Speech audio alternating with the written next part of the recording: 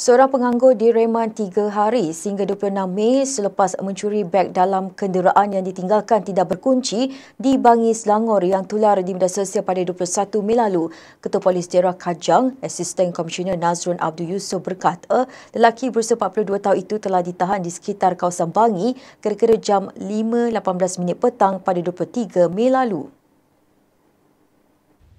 Tambah beliau, hasil siasatan mendapati suspek mengaku melakukan kegiatan mencuri itu dan turut merampas sebuah motosikal jenis Y15 serta sepasang pakaian yang digunakan ketika kejadian. Modus operandi digunakan suspek dengan mengambil beg mangsa yang berada di dalam kenderaan ketika ditinggalkan tanpa pintu berkunci atau enjin masih dihidupkan.